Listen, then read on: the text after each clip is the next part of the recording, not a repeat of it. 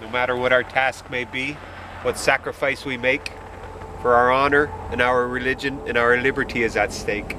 And our comrades too, both dead and maimed, also demand that we fight on until the very end, to death or victory. To death or victory.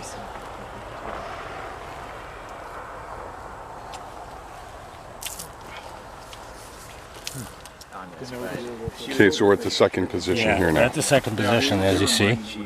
You see, we're going to go a longer distance this time. Barrage C ends at 541. So 541, we move again.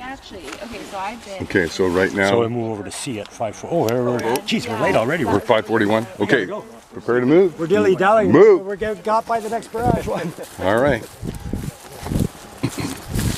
So the barrage at this point has stopped, or Yeah, they're probably recalibrating for the next one. they're recalibrating as the Canadians advance forward to move their fire further towards the enemy, 100 yards at a time. Okay, so we're fighting right now.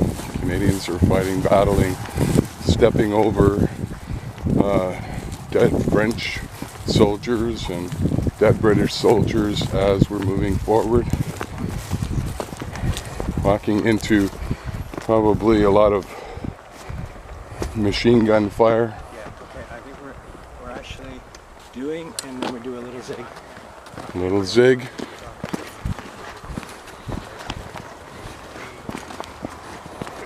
I need Brad to confirm where we are. Okay. Where's Brad? He's got the red line on his head. Or Okay. one of them.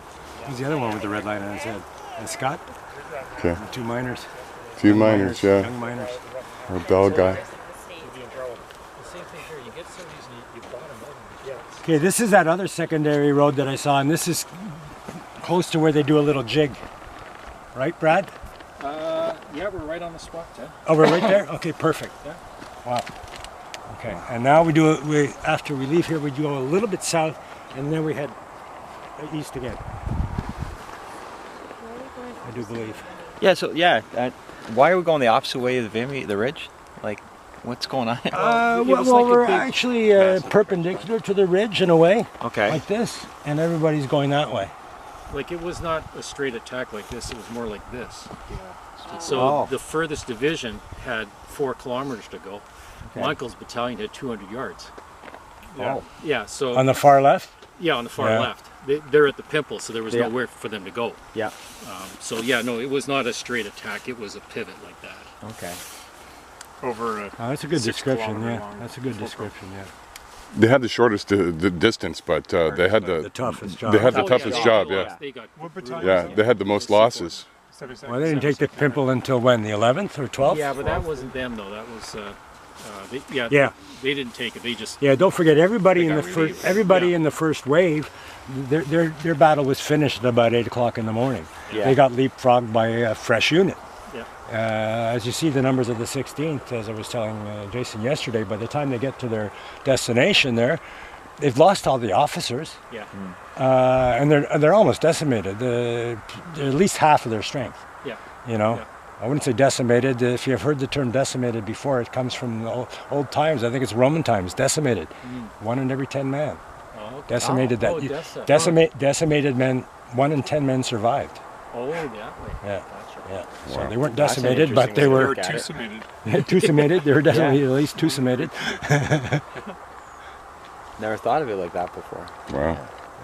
There you go. Made the trip. Yeah, I only found out that description of decimated last year. It's probably all bullshit, but.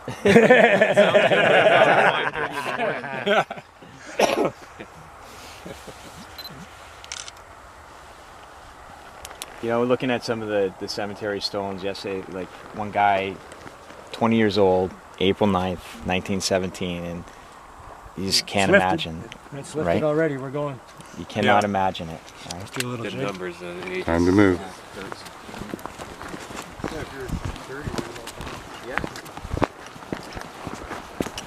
Far left. As well, since they had a shorter distance to cover, the barrage timetable was slightly different, and it was much shorter as well. And out here it was probably tend to be a little bit wider, especially on the extreme right. It was a little bit wider.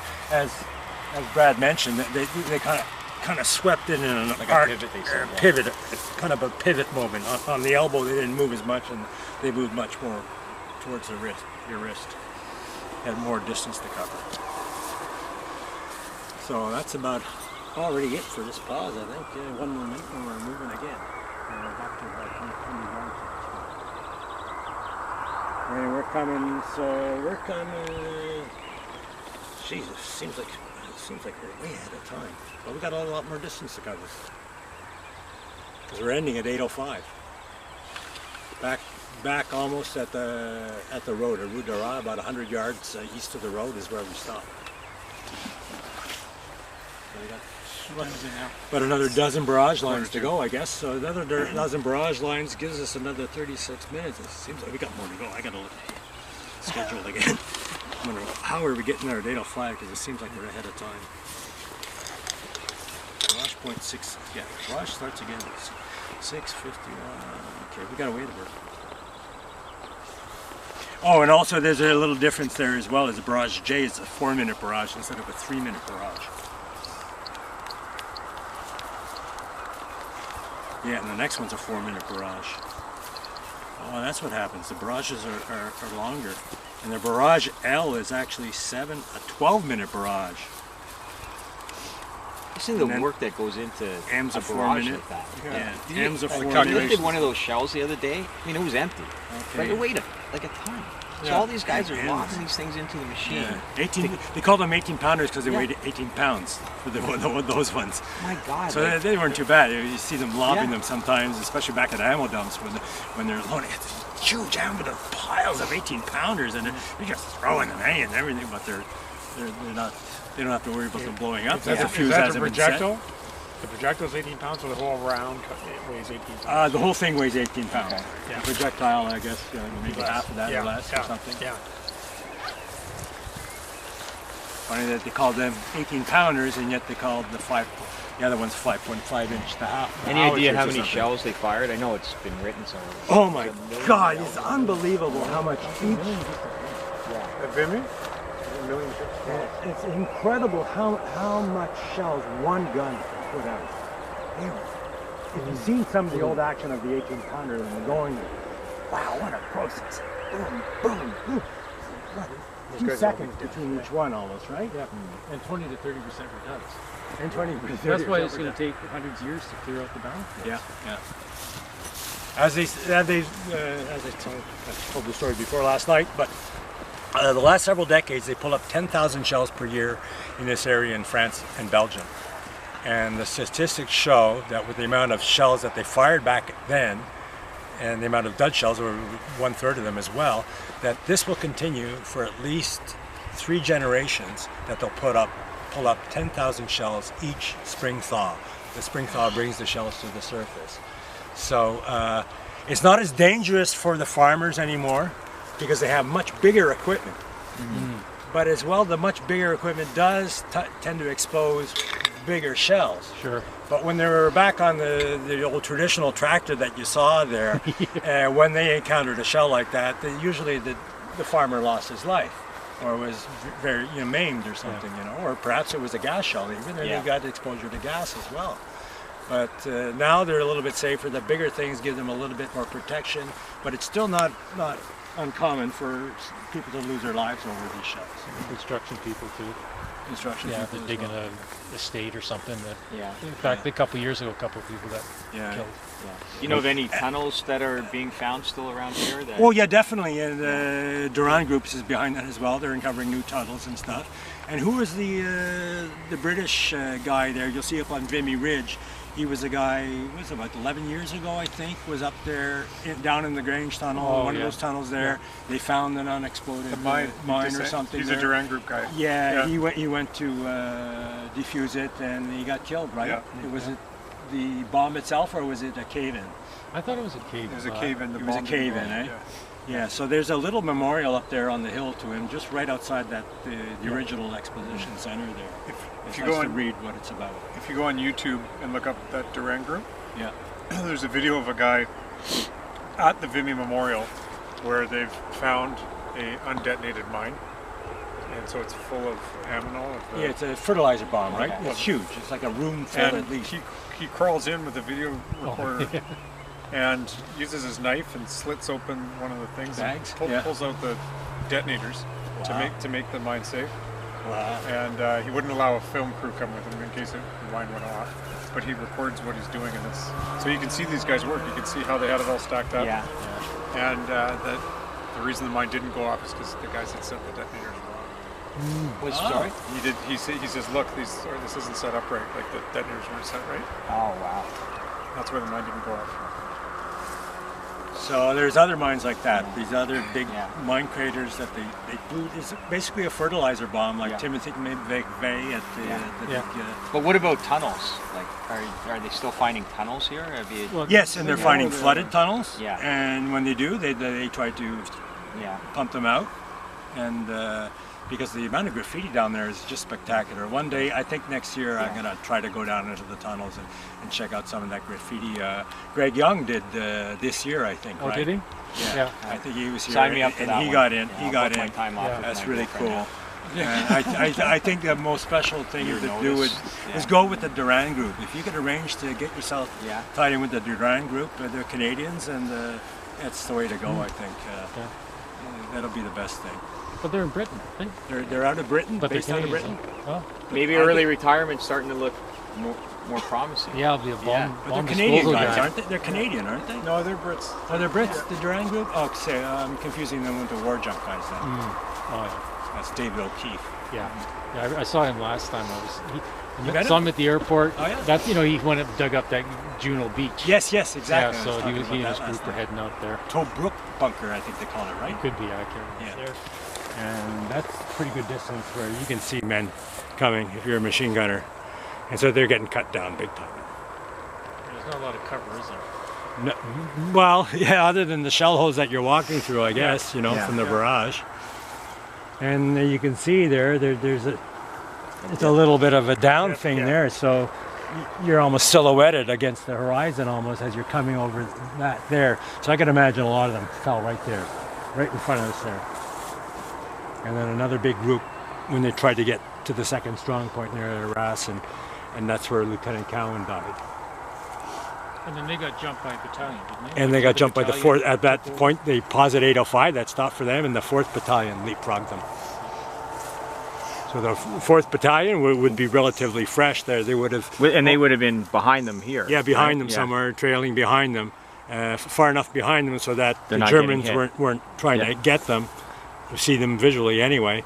And so they'd be relatively full strength by the time they leapfrogged the 16th, who was, only half strength at that point, cut in half. And in one regard, it's more than half because they lost all the officers, Is every single one of them? Every single one of them dead or wounded So no direction. in the 16th They Battalion. were Yeah, left- it was kinda up, left to it's up fend to for guys. themselves, yeah. It was up to the sergeants and, Yeah. and privates to. It was Private John Milne, wasn't he? Wasn't his name? He was a private, wasn't he? Yeah. Well, I read that was part of the success. So, like what happened at the Somme is the leaders, once the commanders got killed, then the rest of the guys weren't sure what the objectives were, what they were supposed to be doing, and so They weren't informed, yeah. Yeah, and This was a different battle. Curry and these guys Yes. in this attack, they wanted to have the creeping barrage, Yeah. and everybody had to know what the objectives were. So if the leadership fell, the guy, Yeah. the others could take over, and they still knew what the objectives were, and they shared the whole plan with everybody. Yeah, exactly. They had a physical plan. Every man knew exactly what the map plan was. Yeah. They didn't hold that information from them. Yeah. So they're They much weren't more relying on the bigger part of the battle. You could put two and two together, what they had to do next. Yeah, exactly. Yeah. Look at the security now. They got 3 cars back there, and they're turning one guy around. It looks like. Yeah, they're turning him away now. It's blocked right there, and that's where it was blocked yesterday, right? So where was that rededicated? The monument there. They put the railway in there. Yeah. We're almost standing on it, eh? Yeah, we're almost standing on it. So one time, these 44 men of the 16th Battalion, Brad and I believe that they were buried here, because this is near the second strong point where a lot of the casualties happen. So bury the men where they fell. And As opposed to where we were earlier. yeah, way back at the beginning there, only about a dozen men got knocked off when they first came out. There wasn't 50 men for sure that were knocked off there. So it doesn't make sense. Look how far we came. 1 kilometer.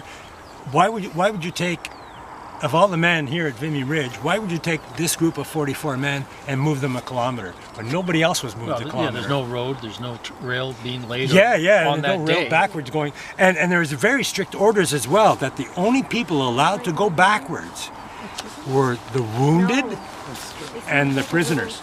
Oh, German prisoners. You use the prisoners as the stretcher bearers.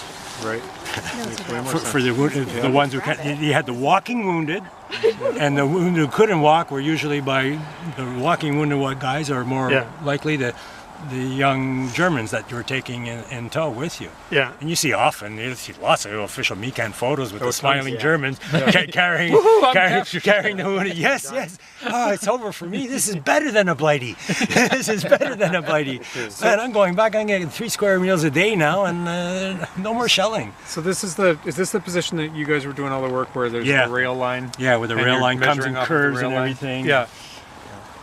And the old Thales, I guess, was back towards there a little bit, towards that pole there that we see sticking up. There was a big main Thales train station, which no longer exists. So the light rail went into the main rail, the bigger gauge style, the rail that we're familiar with. So you think these guys are buried right around here? No, I think they were once buried here. The original, on the day of the battle, they were immediately buried here. And that they were concentrated in 9 ounce. Yeah, and brought back, I believe, to Which is over this. about 80% probability, I think. Yeah. Now we can't see it anymore. It's beyond the forest. That's why I said if it was light when we were back at the other side, we would have been able to see it where the forest kind of dropped off there. That's where the Nine Elms Military Cemetery is, and that's where we believe they currently are. Moved from here back to there. In an unknown grave over there, obviously, right? Well, they were all, because they were not identified, because they put them in a mass grave as well. And so that they had a list. Yeah, and they had a different battalion where in the... Well, what buried him was like the 13th Oh, battalion. yeah, they were the mopping up party. They were the guys that held the reserve. They had the task of picking up the bodies and doing the salvage and stuff like that. And they were part of the burial parties. Well, if they did keep a record, it got lost. That's what we're thinking, right? Like somewhere along the line, they dumped bodies, exhumed. There's some paperwork that's not there. They had a list of the 44 men at one point, and we don't know. We've inferred who the 44 are. And Norm Christie actually did that work for us. He told us who the 44 were. Basically, it was a 41, right? Plus 2 plus 1. Yeah. When they figured out that brought us to 44. Because you look at his website, at one point he's talking only 41 men or something. It was 41, but there was another 2 and another 1 that added to make up the 44. So at some point, I don't know, between the 10th of April and when would they have been brought back to Nine Elms? Even 1919, perhaps? Yeah, it's probably after the war. So they were here for a couple 19 years. and 20, 1920. Yeah, by that time, they're very Concentration was 1919. the bones. You're gonna find bones underneath there. Yeah. And they had, and the dog tag, it would have been removed. Or whatever. And those creosote sheets, perhaps, but no, they were put in a crater instead. They used the chalk that fell down with them as a preserving method. And most of the men back then, they had the hard cardboard tags. Yeah. So they would have been destroyed after a few years, I guess. And not many had the metal tag. There was a few that had a metal tag. The metal tag is related to the guys of the Hallow 8. One of the guys had a metal tag. So they were able to identify a private readily because his metal tag had survived. Yeah. And Lieutenant Clifford Nealance was also readily identified because he was an officer and he had identification on her or something like that. And the other 3, they had to do mitochondrial DNA analysis, which meant that you need somebody on the mother's side of the family, somebody and a living female relative to compare the DNA from them to those 3 bodies, and they confirmed that 3 of them were who they suspected, and 3 out of the 8 they weren't able to identify. So they're buried as an unknown Canadian soldier at K Cemetery. And you feel there's more next door. Yeah, and we feel that as as the great niece of Lieutenant Clifford Nealons told me, and showed me a letter from, her name was Ann Philpott, and her family member, Herbert Hunter at the time, who had married into the family, came to visit the grave of his relative in 1919, I think it was August 1919, and the location of the grave was provided to him, and we get the details in the letter, by the London War Graves Office. So that meant that he had been buried. And in fact, because they knew the location at the time, and in fact, as he went and visited there, and you read the letter, he says, it was written, I saw Clifford's grave, and written on the cross in German said, here lies a lieutenant of the Winnipeg Grenadiers. So, you know, the Germans had respect for their foe as well, because there's two Christian nations. Last time the two Christian nations fought each other, so they're often giving each other burial rights, and they had priests on each side, and they had proper burials, and they had respect, especially for the Canadians. The Germans did, you know, they feared the Canadians most of all. They didn't want to fight the Canadians, but it also meant that they respected them and said, geez, they're a tough, not to crack type of thing. Eh? That's an expression from Patton, wasn't it? Yeah. Tough not to crack, from World War II. But yeah, we were tough guys, so we had respect for each other, and that was kind of interesting. So that's why I remember when I go to cemeteries and I pass by a German cemetery, I always go in there too. Yeah. Pop your two on there now, do my usual photos and videos and everything. It's important to remember them as well, even though the German population does not. They're very embarrassed by both the wars, and they hate Hitler with a passion. And so much so that they don't want to speak about it. They don't want to. They're not like us. They don't want to go and visit their family members' and graves and stuff. Yeah. The Red Baron, I visited his first two grave sites there, and I heard about he got moved several times. His fifth and final location is in Berlin now, and apparently they don't visit it. You know, to us, he's the most famous German of the war, probably, and the most respected guy as well. Because you know, there was a famous story of him when he shot down one of his opponents there. That the next several days later at the funeral, he flew over the funeral and dropped some leaflets saying, you know, in honor, I'm here to honor my adversary. Wow. You know, so he was a knight, you know, a knight in shining armor. And he was often right up here. Yes, There's yes, lots of definitely, reports a lot of kills up the red here. flying machine. Oh, Yeah, a lot of, but that's when he got it painted red, right? He wasn't originally he didn't have the Fokker red triplane there. Why do we? The 102nd Battalion has a diary entry. Oh, is that like right here at Vimy, saying that there's a red flying machine. Red flying machine. Up That's him, eh? across the Wow, front. super cool.